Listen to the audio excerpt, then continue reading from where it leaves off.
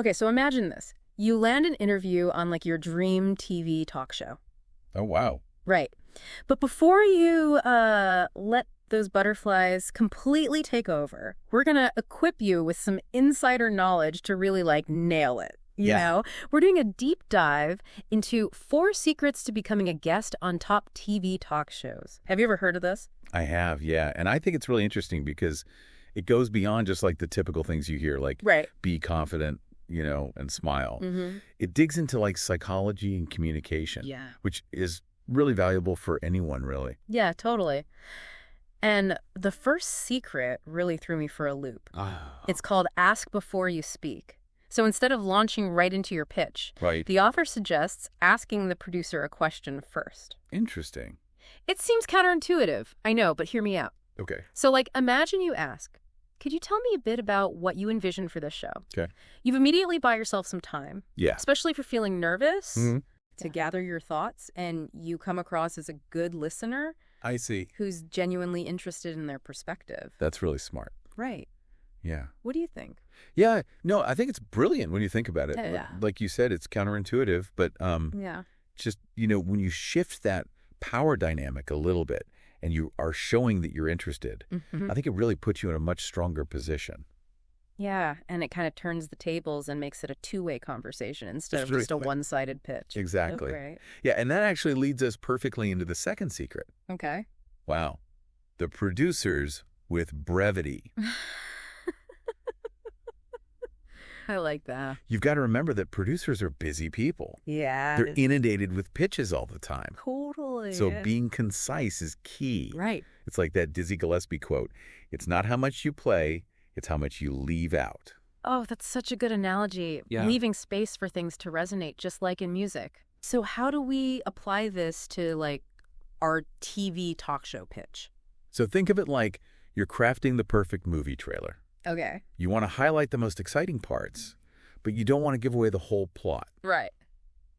So the source suggests having like 2 to 3 pre-prepared talking points that really connect your expertise with the show's theme. Got it. So, for example, if it's a new show, focus on like your most relevant accomplishments or insights. Okay. But if it's like a comedy show, lead with something funny. Right. Maybe an anecdote that showcases your personality. I see what you're saying. Yeah. So it's about being strategic, knowing your audience. Exactly. And not overwhelming them Yes. with like too much information. Yeah. Just give them the good stuff, you know? Yeah. The highlights. Less is more. Yes. I love that. And that's applicable in so many different situations. So true. Not just be on TV. TV. Yeah.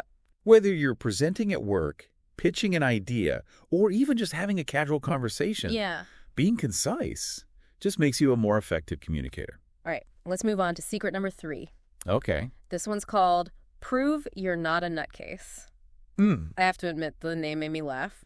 Yeah, it's a bit dramatic. But the message is important, so passion is great. Absolutely. But you've got to balance it with composure. Right. And, like, present your case in a way that doesn't come off as, like, unhinged. For sure. It's like that story in the source about the guy ranting about Starbucks. Oh, yeah. He was so focused on, like, his anger that he forgot to connect with the person he was talking to. Right. And they just shut down. Exactly. And I think the key takeaway there is that, you know, you want to make sure your passion comes across as genuine and engaging, but not overwhelming. For sure. So think about sharing your expertise in a way that, like, invites the listener in rather than pushing them away. Okay, so how do you strike that balance? That's a great question. Yeah, how do you come across as passionate but also credible and relatable? So one tip the source mentions is to back up your enthusiasm with facts. Okay. So, for example, if you're really passionate about climate change, don't just rant about it. Right. Have a couple of key statistics or research findings ready to share. Interesting. That demonstrate your knowledge and credibility. Okay, so it's about tempering your enthusiasm with evidence and ensuring that it feels authentic. Yeah. Rather than overwhelming. For sure. Which kind of ties back into being aware of how you're being perceived, right? Exactly. And that's what makes this next secret so fascinating. Oh. It's all about making sure your message truly sticks with the audience. Okay. It's called Can You Mark the Big Point? Interesting. This secret is all about crafting a message that resonates. Okay. And leaves a lasting impression. Ooh, I like that. Yeah.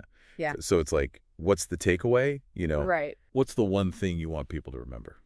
Yeah, what's the thing that sticks? Exactly. I like this one a lot. Yeah, it's a good one. It reminds me of Garrison Keillor. Oh, yeah. You familiar with him? I am, yeah. He's a master at weaving together seemingly random threads, Right. into a satisfying conclusion. Yeah. And you always walk away with something to think about. Exactly. And I think a good analogy for this is Okay. think of a good movie, right? Yeah. You might enjoy the special effects, Great. the plot twists, Mm-hmm. but it's the underlying message, the theme Yeah. that really sticks with you. Okay, so how do we figure out our big point? That's a great question. Yeah, it feels a bit abstract. Right. Like, how do we ensure our message has that lasting impact? So the source gave some great tips that I think will help. Okay, lay it on me. So first, focus on universality. Okay. What makes your story relatable Yeah. to a broader audience? Mm-hmm. What are the common threads that connect your experience Yeah. to the human experience as a whole? So it's about finding those shared experiences, those universal truths that everyone can connect with. Exactly. Gotcha. And the next one is huge. Okay. Be authentic. Ooh, that's a good one. People can spot a phony a mile away. Right. So don't try to force a big point if it's not there. Yeah. Let your genuine passion and insights guide you. Like, you can't fake passion. You can. It has to come from a genuine place. Yeah. Absolutely. And when it does, people feel it. They feel it. And they connect with it. They do. So find your big point by tapping into what really matters to you. Yes. I love it. I love that. Okay, I'm taking notes. Anything else? The source also suggests thinking in terms of takeaways. Okay. So what's the one message you want your audience to walk away with? Mm-hmm. If they could only remember one thing, Yeah. what would it be? That's such a good way to think about it, Yeah. because it forces you to distill your message down to its essence. To its essence. I'm already thinking back to some of my past talks and presentations, and I'm like, what's my big point? Right. No. Sometimes I think I get lost in the weeds. Yes, me too. And I forget to really drive home that key message. Yeah. It happened. And that's why this big point concept is so valuable. Absolutely. It reminds us to be intentional with our communication. With our communication. Yes. Love that. And then the final tip is, don't be afraid to experiment. Okay. Play around with different angles, different ways of framing your big point. Okay. See what resonates most with your audience. As you were describing all of this, I was thinking back to that first secret Oh, yeah. ask before you speak, Interesting. because it seems like that could also help you figure out your big point, right? Like, if you ask the producer about their vision for the show, you can tailor your message and your big point to their specific interests. I love that. It all ties together. Yeah. It's about understanding your audience, being authentic, and having that clear takeaway. Yes. And that brings us back to you, dear listener. Yes. We want to hear from you. Absolutely. What are some big points Yeah. that have resonated with you? What stories or presentations have left a lasting impression? Share your thoughts on our social media channels. We'd love to hear from you. Yes, we always love hearing from you. As we're wrapping up this deep dive, I can't help but think about how these 4 secrets can really be applied to communication, in general. Absolutely. It's not just about prepping for a TV spot. Right. It's about learning to connect with anyone, really. I think that's a really great point. And I think the principles of effective communication are surprisingly consistent, regardless of the setting. Totally. So whether you're talking to a TV producer, Right. giving a presentation at work, or even just chatting with a friend, Yeah. these secrets can really help you make a bigger impact. It all comes back to the basics, Yeah, being clear and concise and engaging and knowing your audience. Absolutely. And speaking of knowing your audience, I feel like the source really emphasizes that. Oh, it's woven through each of these 4 secrets. Right. From asking the producer about their vision to tailoring your pitch to their interest.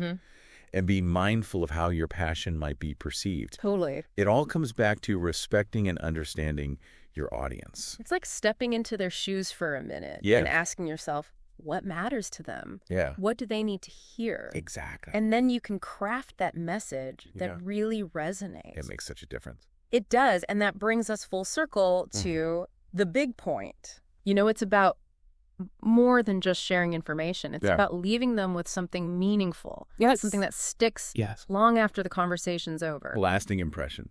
It's about sparking a new thought or maybe even inspiring action. Inspiring action. I love that. And the cool thing is you already have everything you need. You do. Just do this. You have a unique story to tell, a perspective that only you can offer. Yeah. And this deep dive has given you the tools to refine that message. Yeah.